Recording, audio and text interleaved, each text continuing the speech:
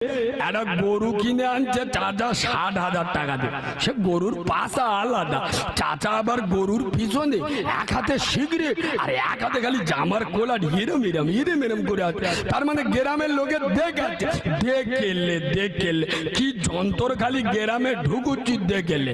আয় আপা এ রোজার শেরি কাছে গ্রুপ লোনের টাকায় আমি কালিমুল্লা কি ফুরফুরার হুজুর কেন?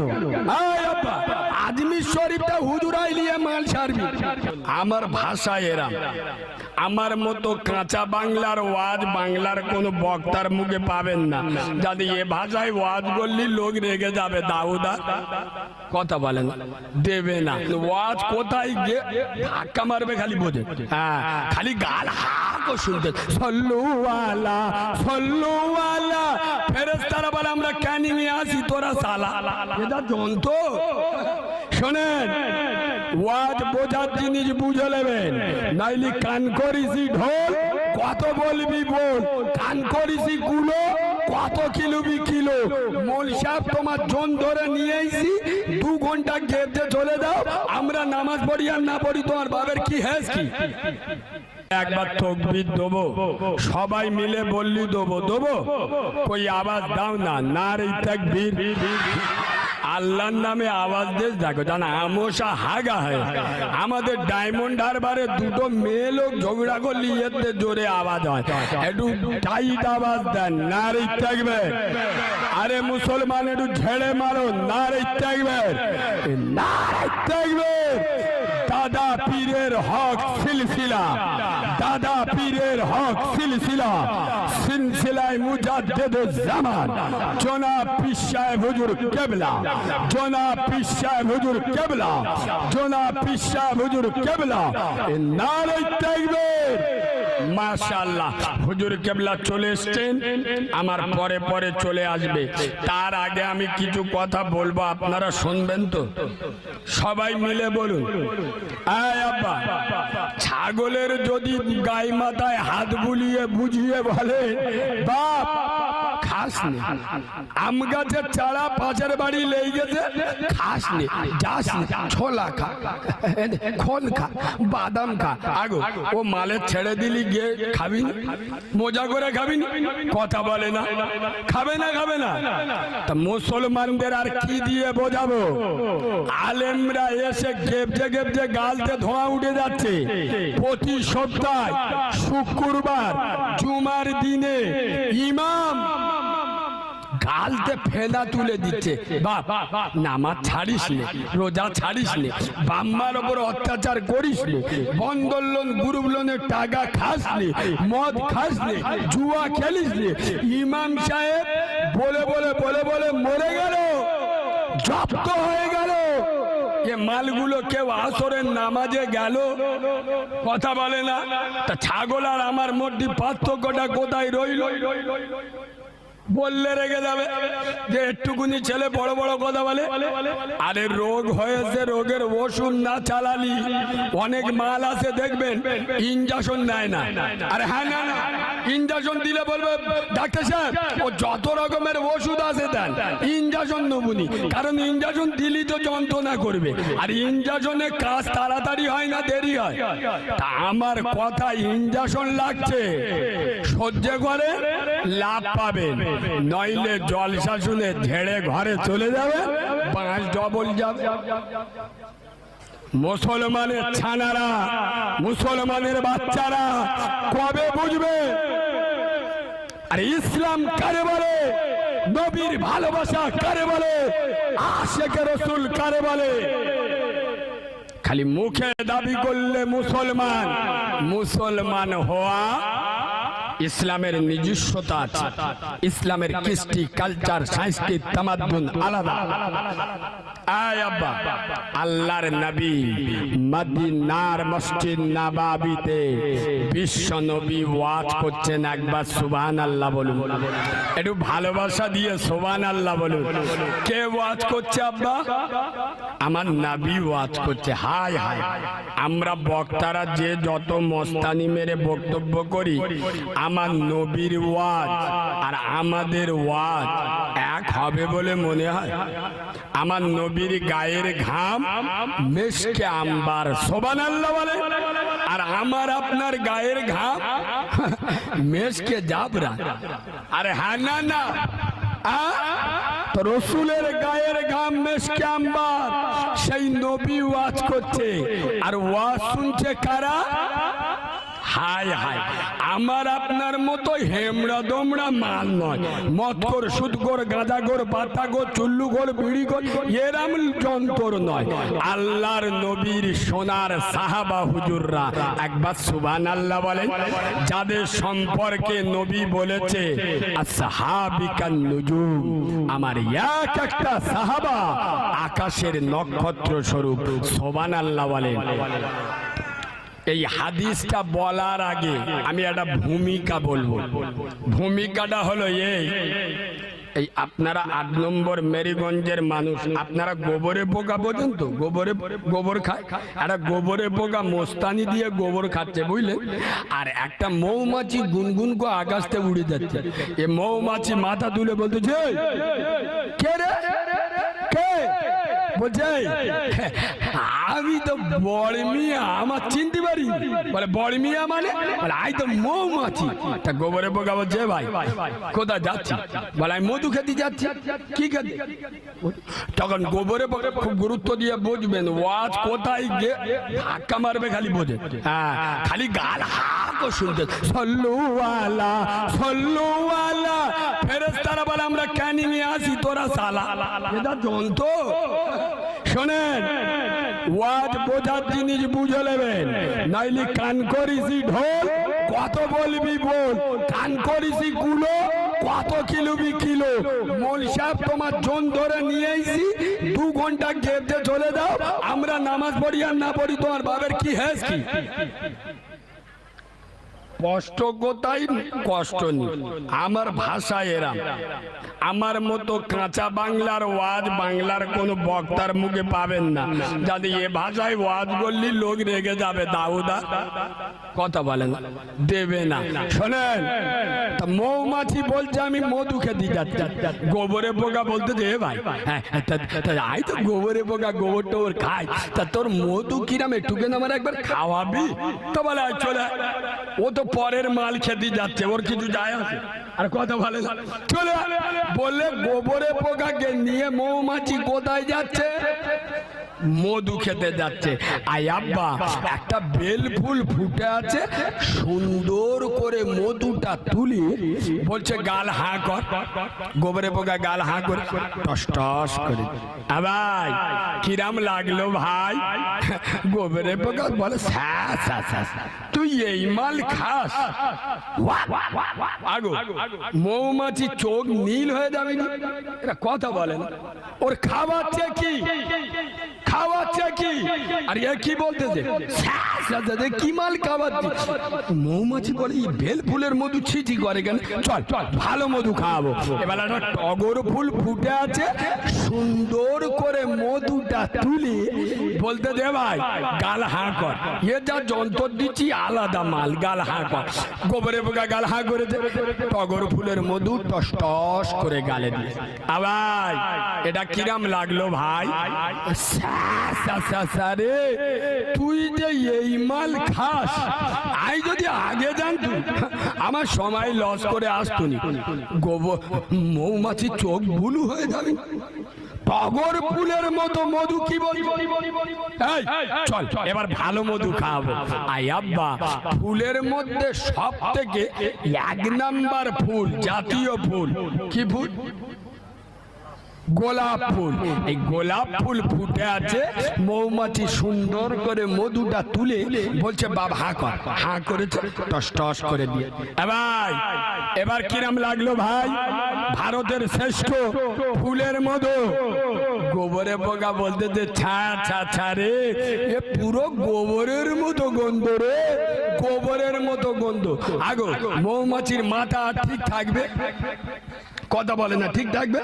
এবার মৌমাছি রেগে মেগে ওই গোবরে পোকার এসোবালিয়াটা পা তুলে দিয়েছে, এসোবালিয়াটা পা তুলে দিয়েছে, দিয়ে ফেড়ে দেখতে যে এ মালে টুটি আপনি গোবর ভর্তি হয়ে হয়েছে। এর ওপরে মধু দিলি ভাল লাগে, কথা বলে না। গোবরের ওপর মধু দিলে ভাল লাগে। মুসলমানের ছানাদের কোন ভাষায় বোঝাবো? আজ বাংলার মুসলমান, আজ ভারতের মুসলমান মদ, সুদ, জেনা, ব্যভিচারী, বন্ডল লোক, গ্রুপ লোক, ফ্রি ফায়ার, B11, বেনামাজি, বেরোজগার, বাম্মার ভাত দেয় না, গুনাহ করে করে আজ বাংলার মুসলমান টুপি আপনি ভরে নি, এর উপরে কোরআন হাদিসের মধু দিলি ভাল লাগে? জোরে বলেন লাগে? ও মাল তো ঠিকরে উঠে যাবে। এই গোলাপ ফুল দেন আর টগর, আপনার গোলাপ ফুল দেন আর আপনার রজনীগন্ধা ফুল দেন, ফুরফুরা থেকে হুজুর আনেন আর ঘুটিয়ারিতে হুজুর আনেন, আছে কি? কথা বলে না। আগে গোবর পরিষ্কার করো, পাঁদরামি করার জায়গা নাই, বললে রাগ হবে। এ মুসলমানের ছানারা পবিত্র রমজান মাসে পবিত্র রোজার মতো ইবাদত করে, আর সন্ধ্যেবেলা যে আপেল, আঙ্গুর, তরমুজ দিয়ে ইফতার করে বন্ধনের টাকায় কেনা।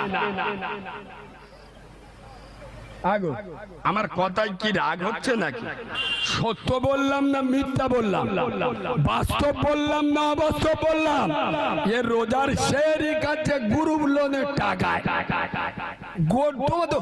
আমি কালিমুল্লাহ কি ফুরফুরার হুজুর কেন? আজমির শরীফটা হুজুর আইলিয়ে মাল ছাড়বি। আগে গোবর পরিষ্কার করো, আরে তুমি না মুসলমান, তুমি না উম্মতে মুহাম্মাদি, তোমার কাছে কোরআনের মতো কিতাব আছে, দিলি তো মাশাআল্লাহ খুব ভালো। হ্যাঁ আব্বা, আমি এই প্রতিবাদমূলক আলোচনা করি, আপনাদের অসুবিধা হচ্ছে না তো? পিছনের ভাইরা সকলে বলুন, আমি ওই কিন্তু টান দিয়ে ওয়াজ করি না, অসুবিধা হচ্ছে? একবার তাকবীর দেন তো, নারে তাকবীর। না আমার উপরে রেগে যাচ্ছে, একটু ভালোবাসা দিয়ে আওয়াজ দেন না, নারে তাকবীর, নারে তাকবীর। 1 2 3 ইমান যেতে নাই দেরি, 4 5 6 নামাজ পড়লে আল্লাহ নেবে রিস্ক, সুবহানাল্লাহ বলে। 7 8 যাকাত না দিলে খোদা নেবে ফাইন। 1 0 10 কোরআন আর হাদিসই হলো মেন। আচ্ছা এই যে আমি বললাম স্থান কাল পাত্রর উপরে কথা বলা ভালো। 7 8 9 যাকাত না দিলে খোদা নেবে ফাইন। এই যে রমজান মাস চলে গেল, সামনে বগরা ঈদ আসছে, যাকাত দেওয়াটা মুসলমানদের জন্য হলো, জোরে বলো, ফরজ। কোরআন শরীফে যতবার নামাজের কথা এসছে ততবার যাকাতের কথা এসছে। ওয়াকিমুস সালাতা ওয়া আতুজ যাকাত, মানে যত জায়গায় নামাজের কথা এসছে সাথে সাথে সেখানে যাকাতের কথা এসছে। আচ্ছা বাবা, যাকাত দেওয়া ফরজ কার উপরে? ভালো করে শুনুন, আপনি যদি সারা বছর সংসার ধর্ম চালিয়ে 40 থেকে 45 হাজার টাকা আপনার যদি বেঁচে যায়, আপনার নাম হলো শরিয়াতের ভাষায় আপনাকে বলা হবে মালিকে নেশাব, আপনার উপরে যাকাত ফরজ। কত টাকা বাঁচলে? কত? 40 থেকে 45 হাজার টাকা। আচ্ছা আপনি মালিকের নেশা বলেন, আপনার উপরে ক টাকা যাকাত দিতে হবে? 100 টাকায় 2.5 টাকা, 1000-এ 25 টাকা, 1 লাখ টাকায় 2,500 টাকা। আচ্ছা আব্বা, বুকে হাত দিয়ে বলুন, আমরা সবাই কি যাকাত পঙ্খানু ভাবে আদায় করি? আরে জোরে বলেন করি? অনেক মাল আছে তো টোটালি যাকাত দেয় না। আচ্ছা বলুন, যারা যাকাত দেয় না আল্লাহ কি ওদের যাকাত মাফ করে দেছে না ঘাড়ের ওপর চেপে আসে? কথা ভালো করে বোঝেন, আপনি যে জাকাত দিলেন না, তা জাকাতটা কি আল্লাহ আপনার মাফ করে দেবে না ঘাড়ের ওপর চলে? আচ্ছা, এবার সামনে বগরা ঈদ আসছে, আর 2 মাস পরে বগরা ঈদ আসছে। এ যন্ত্র কি করেছে, সাদমুখো বাজারে গেছে, ছেলেরা ধরেছে, আব্বা আব্বা কুরবানি দেবেন? দেবো মানে কি, এমন মাল নিয়ে আসবো গ্রামের লোক শুধু দেখে নেবে মাল কার বলে। আয় আব্বা, সাদমুখোর হাটে গিয়ে একটা গরু কিনে আনছে চাচা 60,000 টাকা দিয়ে। সে গরুর পাশা আলাদা, চাচা আবার গরুর পিছনে এক হাতে সিগারেট আর এক হাতে খালি জামার কোলা হিরম করে আছে। তার মানে গ্রামের লোকের দেখাচ্ছে, দেখেলে কি যন্ত্র খালি গ্রামে ঢুকুচ্ছি দেখেলে। আয় আপা, বুকে হাত দিয়ে সত্য কথা বলুন, ও যে জাকাত দিল না, ও জাকাতরা মাফ হয়ে গেছে না ওর ঘাড়ের ওপরে চেপে আছে? এবার বগরা ঈদের সময় 60,000 টাকা দিয়ে গরু কুরবানি দিল, মুসলমানের ছানারা বুকে হাত দিয়ে হিসাব করে কথা বলো, জাকাতের টাকায় কুরবানি দেওয়া হলুনি তো? আমি কি বলছি বুঝতে পারছেন না? আর একবার বলবো, ও যে জাকাত দিল না। আচ্ছা সর্বপ্রথম বলুন, জাকাত দেওয়া ফরজ ওয়াজিব না সুন্নাত? ফরজ কার হুকুম? আল্লাহর হুকুম। আচ্ছা কুরবানি দেওয়া ফরজ ওয়াজিব না সুন্নাত? কুরবানি দেওয়া ওয়াজিব, জাকাত দেওয়া ফরজ। ফরজ বড় না ওয়াজিব বড়? ফরজ বড়। ও যে আপনার জাকাত দিল না, আল্লাহর হুকুম অমান্য করলো, আল্লাহ ওর মাফ করে দিল না, ঘাড়ে চেপে আছে। আরে ওর টাকা তো ওর ভিতরে রয়েছে, ও তো জাকাত দেয়নি, তাহলে জাকাত তো ওর ভিতরে রয়েছে। এখন বগরা ঈদের সময় 60,000 টাকা দিয়ে গরু কুরবানি দিল। হে 8 নম্বরের মুসলমান, জবাব চাই, জবাব দাও, জবাব তোমাদের দিতে হবে। তোমরা যারা মুসলমানের ছানা বলে দাবি করো, তোমরা যারা মুসলমানের বাচ্চা বলে দাবি করো, আরে জাকাতের টাকা দিয়ে কুরবানি দিল না তো? ইয়েস, ওই গোস্ত মুসলমানদের খাওয়া যাবে তো? কিন্তু মুসলমান লিয়াই শালা খাবার দেখলি বোঝা যাবে আজরাইলির খালা তো ভাই মৌতো বাড়ি বসে গোস্ত চেয়ে খায়। আল্লাহর কিরে বা? আরে হ্যাঁ না, আমার সোনার আব্বা দুটো পায়ে ধরে বলে যাচ্ছি, নিজেকে সাফ করুন। রাসূলুল্লাহ বলেছেন, আল আদাবু হুব্বুল্লাহ, যার মধ্যে আদব আছে সে আমার আল্লাহকে তাড়াতাড়ি পেয়ে যাবে। সুবহানাল্লাহ বলেন। চলেন মদিনার মসজিদ নববীতে কে ওয়াজ করছে? এরা ভুলে গেল, কে ওয়াজ করছে? আমার নবী ওয়াজ করছে। হায় হায়, আয় আব্বা, আর ওয়াজ শুনছে আল্লাহর নবীর সোনার সাহাবা হুজুররা। নবী ওয়াজ করছেন, এমনি সময় হযরতে আবু বকর সিদ্দিক লক্ষ্য করে দেখছে একটা কালো মানুষ, কয়লার মতো কালো, আর মদিনার মসজিদ নববীর জানালার কাছে দাঁড়িয়ে দাঁড়িয়ে ফুপিয়ে কাঁদছে, কুকিয়ে কাঁদছে। হযরত আবু বকর রাদিয়াল্লাহু তাআলা লক্ষ্য পড়ে গেছে যারা কালো মানুষ দাঁড়িয়ে দাঁড়িয়ে কাঁদছে। হায় হায়, আয় আব্বা, এই আবু বকর সিদ্দিকের কথা যখন এলো একটু ভেঙে দি। মানুষের জীবনে সব থেকে দামি, এখানে যত লোক বসে আছেন গোটা দুনিয়া, মানুষের জীবনে সব থেকে প্রিয় জিনিস 3টে। কটা বলো? 1 নাম্বার হলো তার নিজের জান, হ্যাঁ না, নিজের জীবন। 2 নাম্বার হলো তার সন্তান। 3 নাম্বার হলো তার সম্পদ, জায়গা জমি টাকা পয়সা ঘর বাড়ি। ভুল বললাম না? ঠিক বললাম? 1 নাম্বার তার জীবন, 2 নাম্বার তার সন্তান, আর 3 নাম্বার তার সম্পদ। আর খোদার কসম করে আমি কালিমুল্লাহ নবীর মেম্বারে বসে বলছি, ওয়াজ কোথায় গিয়ে ধাক্কা মারবে খালি বোঝে, খালি গাল হাঁকো শুনতে, সল্লু আলা। ফেরেশতারা বলে আমরা ক্যানিংয়ে আসি, তোরা সালা এটা জন্ত।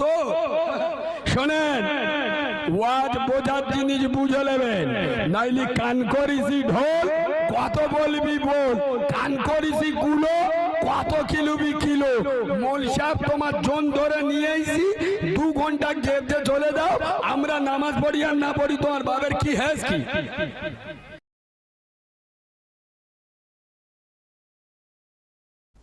কবরের প্রথম ঘন্টা, কবরের প্রথম ঘন্টাতেই তুমি বুঝবা আখিরাত কত কঠিন।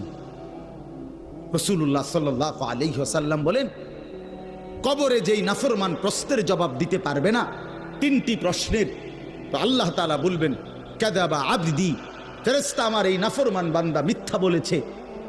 ফাআফরিশুহু মিনান নার ওয়ালবাসুহু মিনান নার, আমার নাফরমান বান্দার কবরে জাহান্নামের বিছানা বিছায় দাও, পরে জাহান্নামের পোশাক দিয়ে আবৃত করে দাও।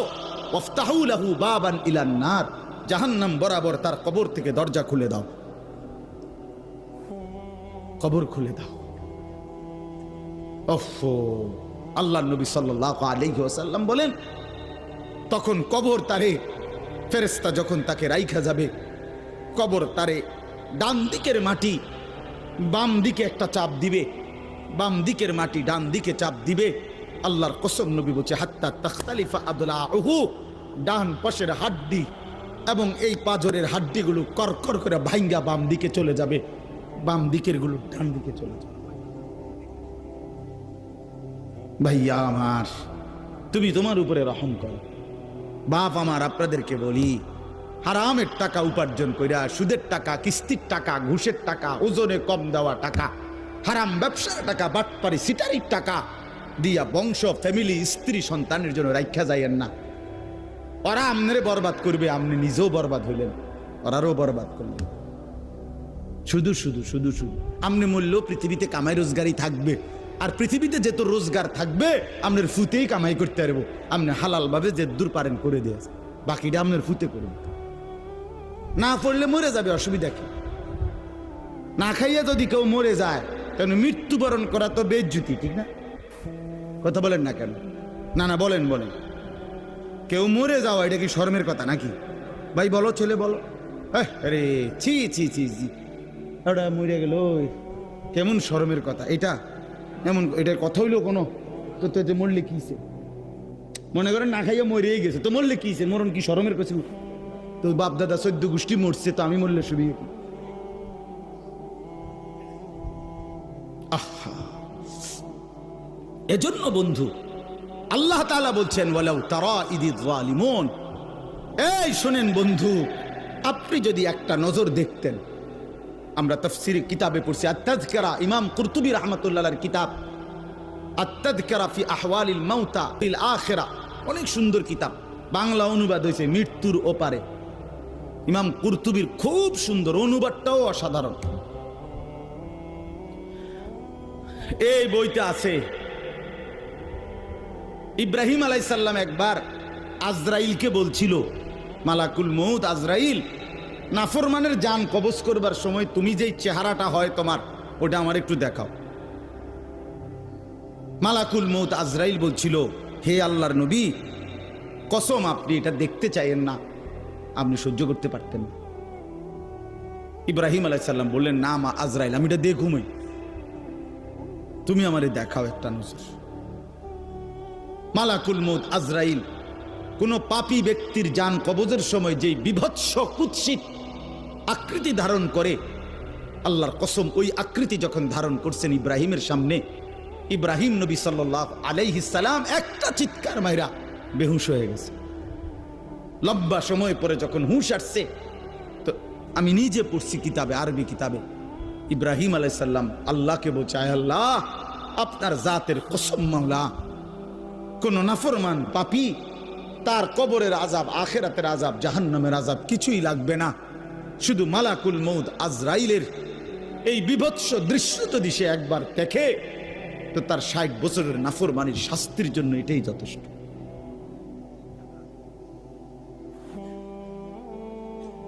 হ্যাঁ, আখরিজু আনফুসাকুম, এখানেও আল্লাহ তাআলা এই কথাটা বলছে, ফালাউলা কাল্লা ইদা বালাগাতিত তারাকিয়া। আল্লাহ তাআলা বলেন, কখনোই না বান্দা, অর্থাৎ কোনোভাবেই থামাইতে পারবে না। ইদা বালাগাতিত তারাকিয়া, প্রাণ যখন, রূহ যখন কলিজা থেকে ছিঁড়ে ফেরেশতা মালাকুল মউত টান মারবে, যখন কণ্ঠনালীতে পৌঁছে যাবে, তখন আর কোনো নাফরমান, কোনো তওবা, কোনো ইস্তিগফার, কোনো চিৎকার, কোনো ঝাড়, কোনো ফুক, কোনো ডাক্তার, কোনো কবিরাজ, কোনো বৈদ্য, কোনো কিছু দিয়েই আর নিজেকে ফেরাইতে পারবে না। ইদা বালাগাতিত তারাকিয়া, যখন কণ্ঠনালীর মধ্যে ফেরেশতা টান দিয়ে বের করে ফেলবে রূহ, কলিজা থেকে, কলব থেকে রূহকে টেনে ধরবে, যখন কণ্ঠনালীতে চলে আসবে, ওয়াকিলা মান রাক, আশপাশের সকলেই তখন বলবে এই ব্যক্তি যে ছটফট করতেছে তারে এখন কোন কবিরাজ দিয়া ঝাড়াবে।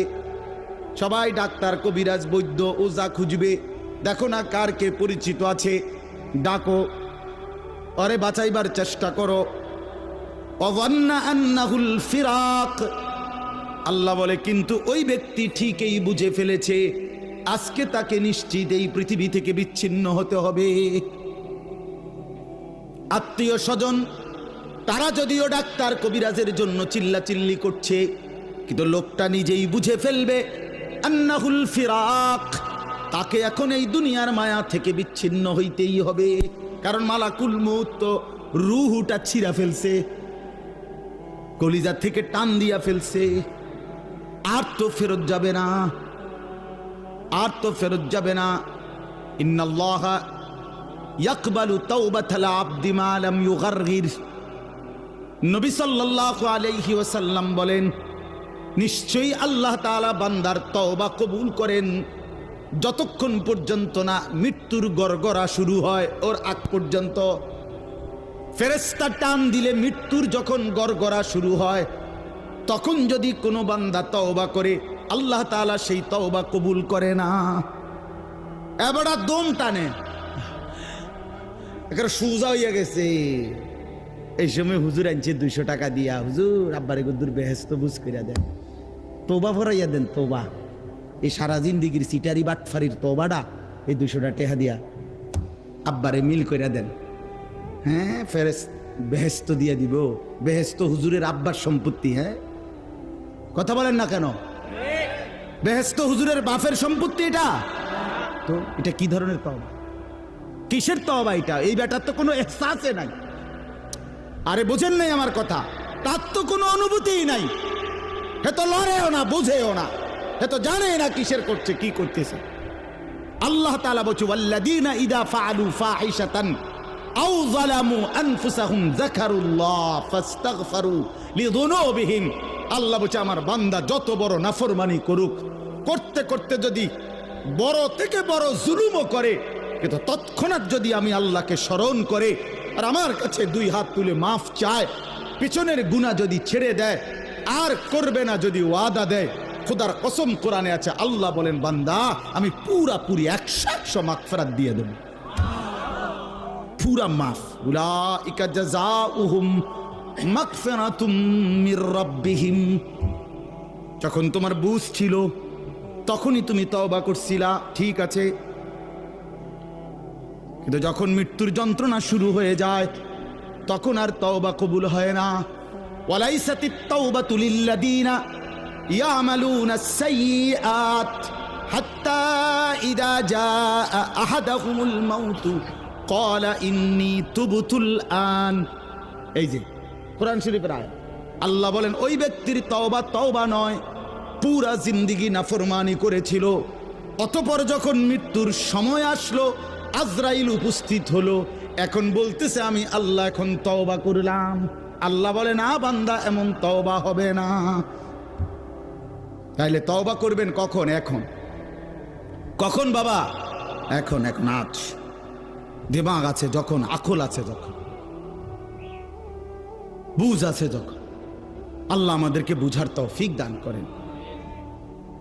ওয়ালতাফাতিস সাকু বিসাক, আল্লাহ বলেন নাফরমান তখন ভয়ে আর আতঙ্কে মালাকুল মউত তাকে টেনে বের করছে, আজরাইল এসে সামনে দাঁড়ানোর সাথে সাথে নাফরমান এই পরিমাণ ভয় পেয়ে গেছে, ওয়ালতাফাতিস সাকু বিসাক, দুইটা পায়ের গোসা, মানে পায়ের গোসা বোঝেন না, গোড়ালি নিচের অংশ আর কি, জুতা পরি আমরা যেটা, এই গোসা আল্লাহ বলেন এক গোসার সাথে আরেক গোসা মানে দুই পাও এইভাবে মিল্লা গেছে, এটা যে একটু নড়াবে, একটু একটার উপর একটা উঠাবে অথবা কদ্দুর সরাবে, ভয়ে আতঙ্কে আল্লাহ বলেন নাফরমান এটাও ভুলে যাও। পাওটা নাড়াবার ক্ষমতাও হবে না। ইলা রাব্বিকা ইয়াউমা ইদিনিল মাসাক, আল্লাহ তাআলা বলেন এই অবস্থাতেই আমি আল্লাহর কাছে ফিরতে হবে, ফিরতে হবে। মৃত্যুর ভীষণ বড় যন্ত্রণা হবে।